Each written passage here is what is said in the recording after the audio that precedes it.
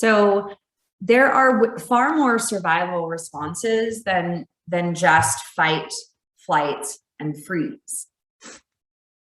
Some of these responses include collapse and submit.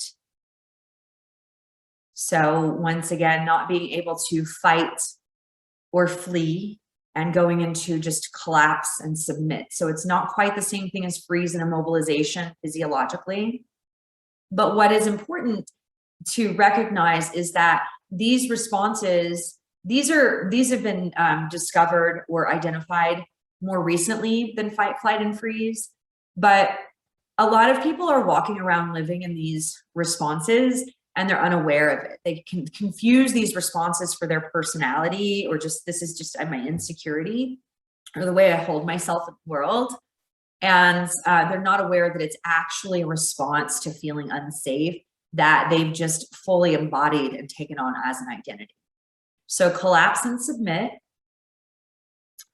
please and appease, right? So I will do anything to please and appease you at the expense of meeting my own needs, at the expense of having healthy boundaries, at the expense of myself, kind of like use me and abuse me sort of approach. And then there's also attach and cry for help. And I have someone very dear to me who lives in this attach and cry for help response. And when she was a baby, she was abandoned for a few days as a baby lying in her crib. And so the way it plays out in adulthood is that there's always a catastrophe or there's always a sickness. And so it is this survival response of, just like, what else is there to do? Like attaching and crying for help is an attempt to reach for something in the external to prove that you are safe, right? It's the organism trying to save itself from this hellish felt experience of being insignificant. There's no one here. There's no way to get my needs met.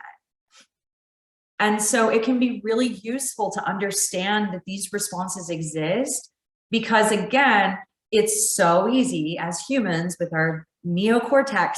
It's so easy to judge people who are living in these responses, right? And you hear it all the time, like have a backbone, or you're being dramatic. And all of these things, if we can just release it and just really come to the core reality of it all, which is that this organism just wants to feel safe, and they're doing the best they can. And their nervous systems, their entire being is working to just help them feel safe. So what's interesting as well is that these responses also have a felt sense in the body.